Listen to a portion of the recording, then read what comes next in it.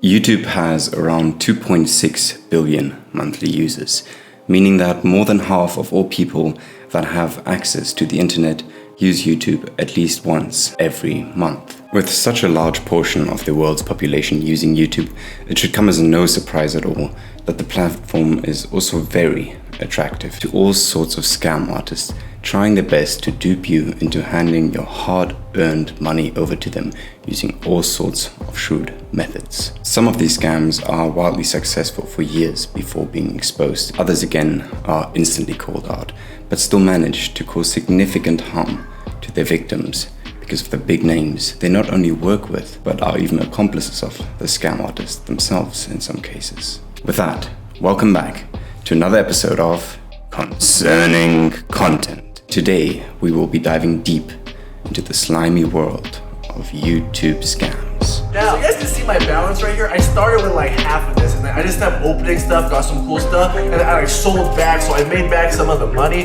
My name's Frazier. My name's Jarvis. I'm Tico. I'm Ricegum. I'm Nikon. And I support Save the Kids Token. Save the Kids Token. Save the Kids Token. Save the Kids Token. BetterHelp. BetterHelp. BetterHelp. View BetterHelp. BetterHelp. BetterHelp. BetterHelp. BetterHelp. BetterHelp. BetterHelp. BetterHelp. BetterHelp. BetterHelp. BetterHelp. BetterHelp. On the other hand, their conduct is very corporate and manipulative, which would be normal in a way for a business if it weren't dealing with people's mental health. To call Ricegum an infamous YouTuber would be an understatement. His channel started off as a commentary channel that rode the wave of this once huge trend alongside people like Leafy is Here, Pyrocynical, and many others. Leaving that behind him, he would jump onto the high-energy vlog trend, which was hugely popular thanks to names like Jake and Logan Paul at the time. And I think we can all agree that we're very glad that this trend is mostly over at this point. During this switch, however, it became more and more obvious to everyone that watched how huge his ego had become. Ricegum would constantly flex his designer clothes and other status symbols that he had acquired. Off-white $2,000. $450. $1,000. One for like $6,000. Guess how much it is. If that wasn't bad enough, he would constantly try initiating beef with other creators for a short-lived boost in relevance. These beefs would usually take the shape in the form of diss tracks, which to say the least were less than awful. Yeah, do you get the message on Twitter thread rape? We should get this guy arrested. But I'm flexing. Can you get... Eventually, Ricegum would poke the bee's nest a little too much when he came for YouTube's golden boy at the time, iDubbbz, which would result in Ian releasing a content cop, as well as a parody diss track. After that, it was mostly quiet on the Ricegum front. Up until January 1st, when he uploaded the now infamous How I Got AirPods for $4. In this video, that is still up by the way, Ricegum can be seen using a gambling website where one would supposedly stand a chance to win mystery boxes that far outweighed the buy-in fee. The video in question was also sponsored by this website, which should have been enough ground to raise at least a couple eyebrows. The prices ranged from charging cables of, which are quite cheap, to expensive sneakers and designer clothes, all the way to a $250 million mansion. Yeah, I wish I was kidding. Now, you may already find this to be rather suspicious, but what made the whole situation even more dubious was the timing of the upload. 6 days after Christmas, to be exact, which made it all the more predatory and insidious in nature, especially once you take into consideration that Ricegum's fans, especially at the time, are relatively young. The final nail in the coffin would be Ricegum's portrayal of the whole fiasco, which made it look as though he was actually making a profit of this gambling. Get this to my house right now. So you guys can see my balance right here. I started with like half of this, and then I just kept opening stuff, got some cool stuff, and then I sold back, so I made back some of the money. I'm up right now though, so I've been having good luck on this site. I'm gonna ship this to my house though. AirPods, here we go. This video received backlash and criticism from other creators, much more than any of Ricegum's previous stunts. And that's really saying something. And they start getting showered in amazing prizes worth thousands. So alright, yo, these are kind of fire. $1,000, yo, I'm about to sell it back. So he won a $10,000 handbag. What are the odds? Something smells a bit fishy about this. They both won considerable amount of items just from unboxing just a few, at least what they showed. There's a couple things wrong with this, but I'll start with the most obvious one. This guy is just such a privileged piece of shit. He just doesn't know how to be human anymore. I really just don't think it's in his nature to even understand people. The biggest concern people had was, of course, the fact that Rice was abusing the gullible nature and trust that he had built with his young audience. A couple things wrong with this, but I'll start with the most obvious one. Ricegum and Jake Paul had considerably young fans. All the drama would lead to the website shutting down, and for Ricegum, this would mark the beginning of the end for his channel. And his views have been at a steady decline ever since.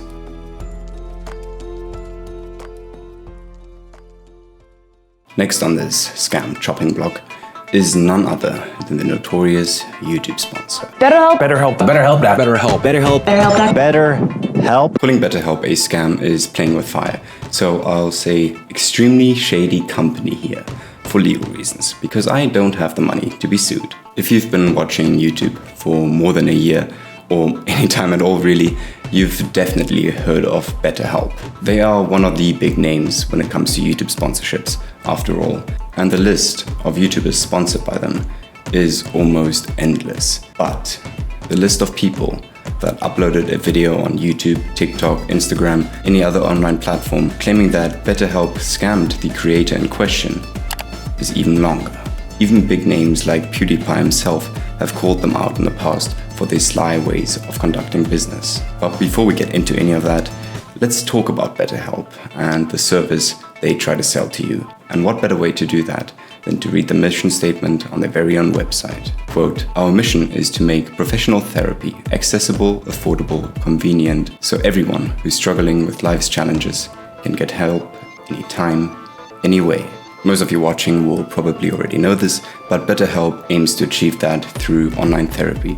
They basically set you up with a therapist that works for them, and you do your therapy through them. And in a world where the majority of teens and young adults are struggling with some form of mental illness, and everyone was stuck inside up until very recently thanks to COVID, this seems like a foolproof idea for a business. But when you promise people that you will help them, and do so for cheaper than traditional methods of getting that help, it's imperative that you keep your end of the bargain. Not doing so, in this case, has the potential to cause more than just financial harm. Not doing so has the potential to worsen your client's mental state that you claim you care about. And of course, this is exactly what happened. Now, in order to be fair to BetterHelp, they also have many happy clients. As a matter of fact, they have more positive reviews than they have bad ones in both the app and the Play Store. But the minority is not only a very vocal one that has gained mainstream media attention on several occasions, but also very numerous. The latest instance of people making their voices heard when it comes to BetterHelp was in November 2022, so about a month ago at the time of me writing this very video. Back then, the hashtag BetterHelp is a scam was trending on TikTok, and people were telling their horror stories. But BetterHelp has a very long and sinister past, and unfortunately I won't be able to go super in depth in this video, so I'll just give you the footnotes. BetterHelp was formed in 2013 by Alan Matters and would stay clear of controversy up until 2018, when many prominent media personalities as well as YouTubers spoke up against them. The list of issues was not short either, the biggest one being BetterHelp's terms of service. Even though BetterHelp claim that they are a substitute for traditional consultation in many of their advertisements, when reading the terms of service, one finds the following quote: "Counselor's services are not a complete substitute for face-to-face examination and/or session by a licensed, qualified professional, but to add to the pile of things that BetterHelp promises you but doesn't deliver on. Once you decide to sign up for BetterHelp, they will provide you with a quiz in order to find out what therapist they should set you up with. For example, belief, sexuality, that kind of thing goes all into this quiz. But if we look at the TOS again, we can read the following quote: "We cannot assess whether the use of the counselor services, or the platform is right and suitable for your needs." Which makes me wonder what the quiz was even for and why this website exists if they can't even do the one thing they claim they want to do for you. And now that I showed you this steaming pile of shit, allow me to set it on fire by reading you this extract from the TOS that was deleted within the first few days after the controversy in 2018. "We do not guarantee the verification of skills, degrees, qualification, licensure, certification, credentials, competence, or background of any counselor. Yeah, BetterHelp is refusing to take any accountability for their therapists, which is deeply concerning. And of course, there's negligence on BetterHelp's part to make sure that their therapists are actually qualified to do the job that they give them, has the potential to cause a lot of damage to those using BetterHelp and relying on it to get better. And as you might have guessed, this is exactly what happened. People started reporting their therapists eating and barely paying attention to them in their sessions, which led to them feeling robbed of both dignity as well as money. Others again say that their therapist only used BetterHelp to market their books, while others again reported that their therapists would only worsen their mental health by triggering their PTSD and or eating disorders. Yeah, I'm sure this is gonna help you get better, guys. Sign up to betterhelp.com right now. The most heartbreaking reports I found, however, were of those that didn't have the courage to ask for help in the past because they thought that nobody would care, and how they finally saw an opportunity in BetterHelp to take that scary step for the very first time.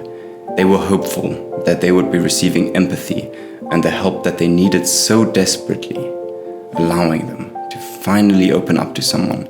But instead, the service they saw as a door to a more fulfilling life would fail them by providing them with a therapist that would never show up. I signed up for BetterHelp as all therapists in my area are online anyways.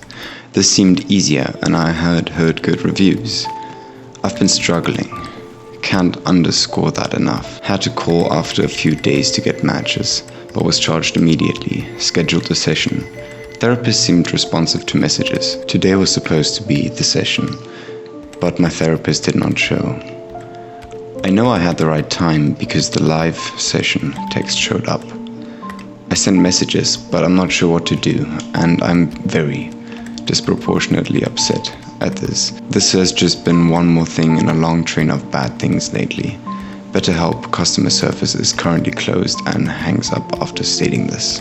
A lot of these people say that this experience only reinforced their insecurities and almost served as proof to them that they didn't matter. Most of them say that they will need some time before they try reaching out again, and some don't know if they ever will.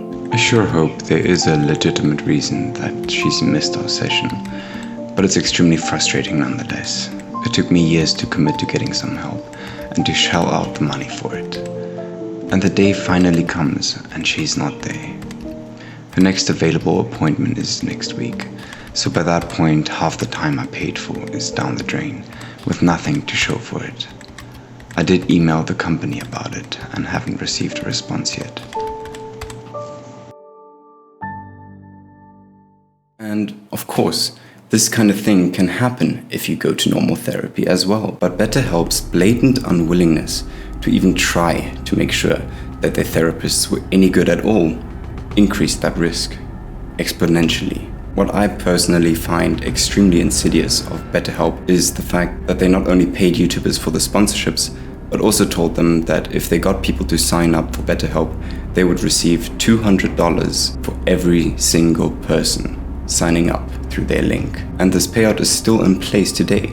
It has been lowered to $100, but the effect is still the same. YouTubers think that they are doing something good for their fans, but also have a financial incentive to convince their fans to sign up, and will try their best to do so, which makes me wonder just how much money went out for these ad campaigns, and how little money went into making sure that the service was any good at all. When you work in the mental health industry, I think it goes without saying that you have a certain level of responsibility to your clients. The responsibility to make sure that they feel comfortable, heard, and understood. If, however, you choose to mass produce therapy and refuse to take that responsibility seriously, you end up with BetterHelp, where profits are above people. And reading the TOS, it's clear that this was no mistake either, but intentional.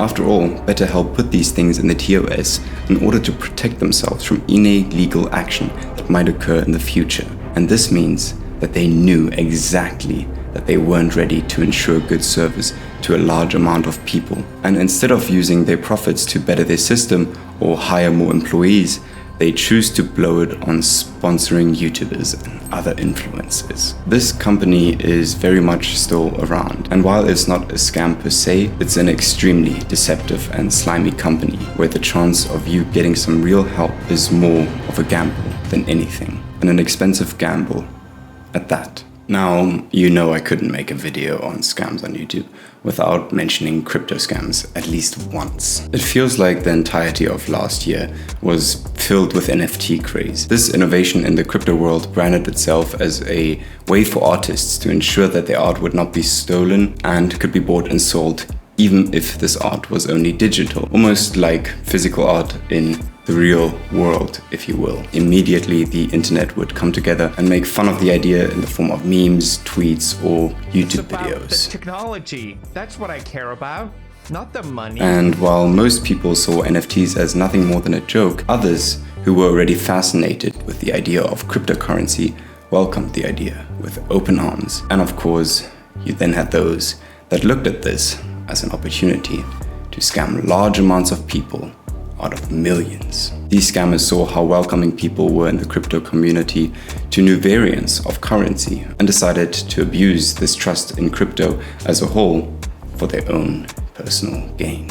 This abuse of trust would result in so-called rug pulls. These would usually see the creation of a new cryptocurrency or a collection of NFTs that would be heavily, and I really mean heavily, advertised through sponsorships to YouTubers, influencers, and other means in order to ensure a large crowd would buy into it the day of release. This would then inflate the value of the currency, and the creators as well as their accomplices would start selling their shares on the market with little to no risk involved and huge profits almost always guaranteed. This huge dump of currency would then cause the market to crash and the currency to lose all of its value, leaving many of those that were hopeful and invested but weren't in on the scam at a huge loss. This, in my opinion at least, is the most insidious scam in this video.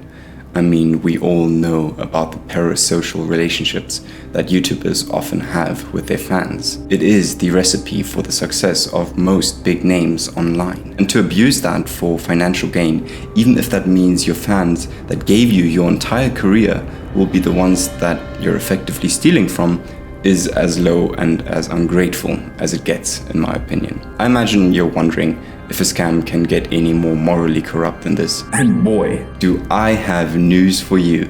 It absolutely can. My name's Fraser. My name's Jarvis. I'm Tico. I'm Ricegum. I'm Nikon. And I support Save the Kids Token. Save the Kids Token. Save the Kids Token. Save the Kids Token. Save the Kids Token.